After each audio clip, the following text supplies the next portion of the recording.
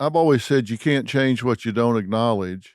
Hmm. And I think in this cancel culture, an awful lot of people are afraid to acknowledge something is an admission of guilt. I mean, I've had Right. them tell me that. I've asked my audience before because I really try to get the audience to participate, comment, ask Hmm. questions. And I've asked them, how many of you today are not raising your hand because you don't want to be labeled, you don't want to cross some line, and you're self censoring because you're Hmm. afraid that you're going to run a red light Hmm. and get labeled? It looked like the wave at a football game. Every hand in the room went up, said, I'm not saying squat, doc.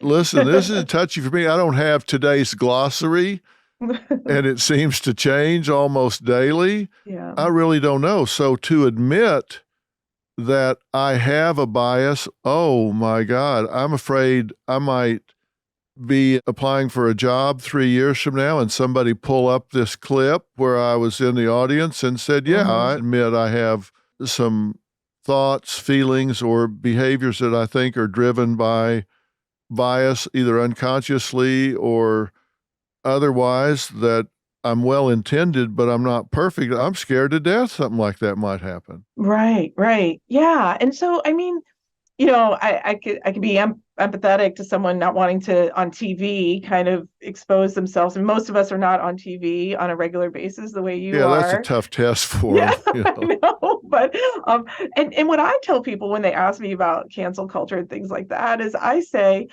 the vast majority of us, unlike Dr. Phil, are not celebrities, are not going to be canceled in the way that, when we talk about someone being canceled on a big stage, the most of us are within our communities, our families, our workplaces.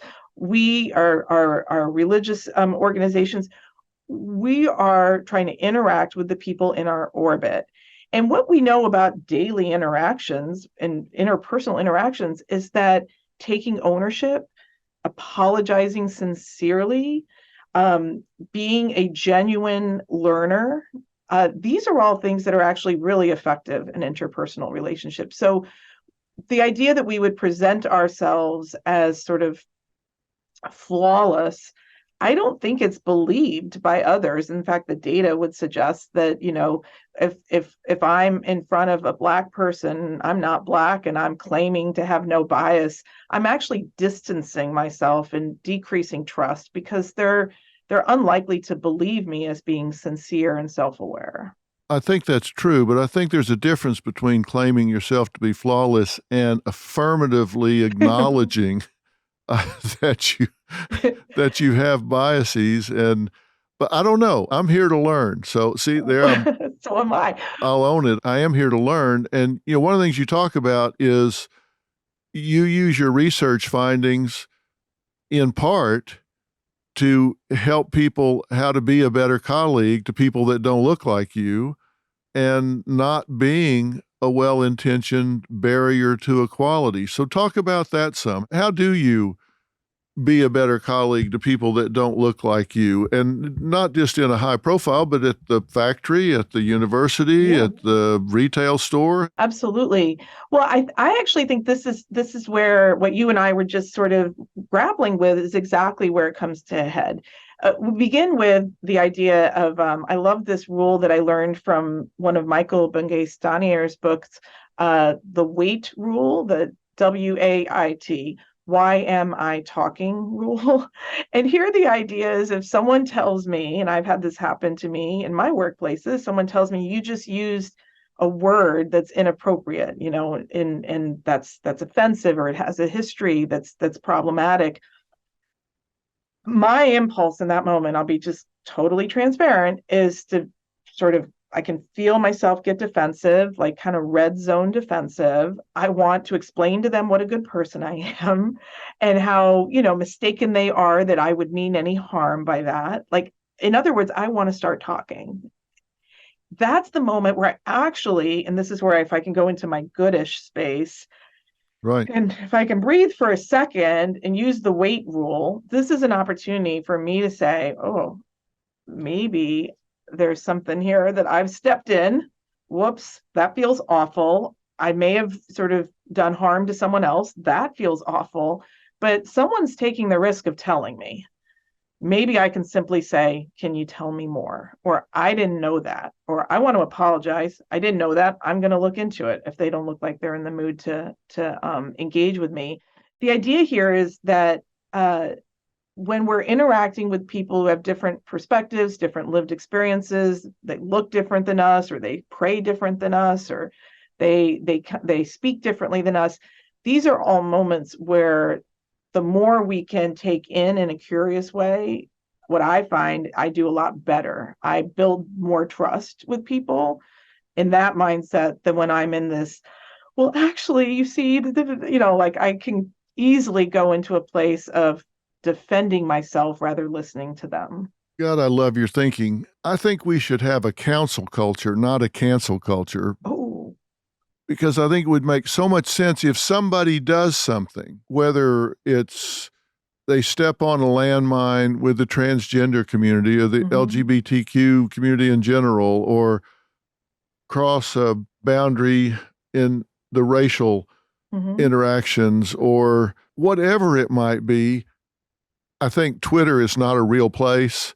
And I think we have keyboard bullies that sit and type things in their grandmother's basement in the dark that they would never say to somebody in an elevator.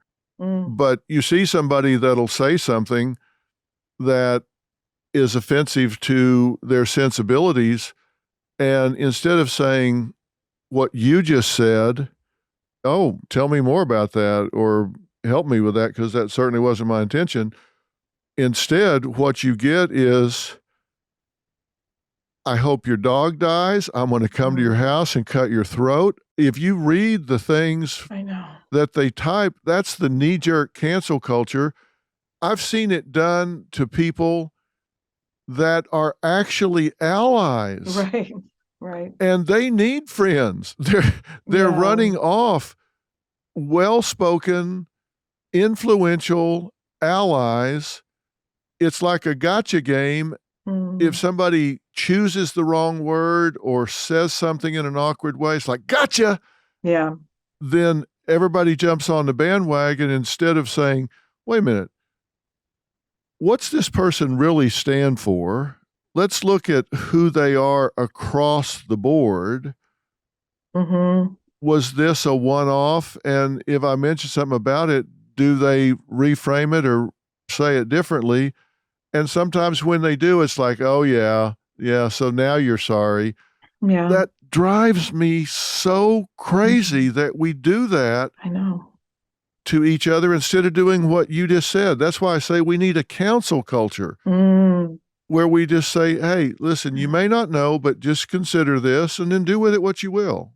And I wish I understood better. I often wonder, the folks that are doing that, like, what percent of the population is it? Because when it happens, it feels like suddenly you're surrounded by it and you're swimming in it. But is it, this tiny little percentage that's peeing in the pool that's messing it up for everybody? But regardless, it feels like, that's what it feels like. I think the reality is, I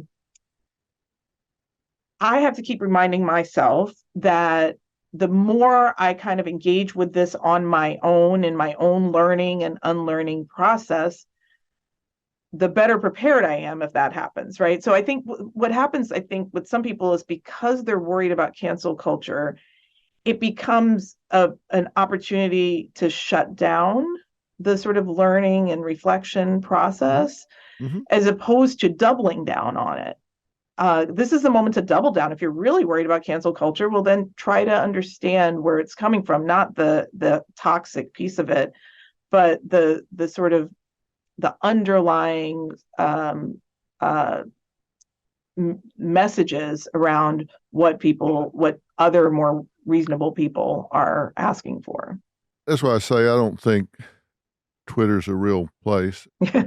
Good. But it doesn't just happen with high profile people. There have been more professors with tenure dismissed for complaints from students in the last 10 to 15 years than has happened since the McCarthy era with students that I think are hypersensitive and not thick-skinned enough to say, hey, I don't like what you said, so I disagree with you. I want to talk about that or debate that. But anywhere from 15 to 30% of students now think it's okay to yell down a speaker you disagree with on campus. What's that all about? I thought university is where you went to hear other points of view, to get other people's point of view. But I've got a lot of really good friends that are comedians. I mean, good comedians that will fill up an arena. Yeah. 10,000 people, and they won't go to a college campus. Yeah. They say there's no sense of humor there and there's no upside to going. So they literally will not book a college campus and have not for the last 5 or more years. Wow. That's really telling. Yeah, so I'm a little bit torn on this one. And the reason is that there's this metaphor that some people use of heat and light as being different ways to influence people. And light is where you kind of meet people where they are and you're incremental and kind of teaching, dialogue, discussion. And I'm certainly, my temperament and my skills are in that toolkit. But there's also heat, which is confrontational and disruptive. Not my temperament or my toolkit, my skill set. But when I looked at some research about how change happens in society, what I saw was that at times when there was a lot of light and not much heat, or a lot of heat and not much light, and this is me applying the metaphors. I think they called it more like moderate and radical. There wasn't as much change made as when there was a balance of both. Right. And my theory, I have no data on this, but this is my theory. My theory is that light changes minds, but heat changes systems.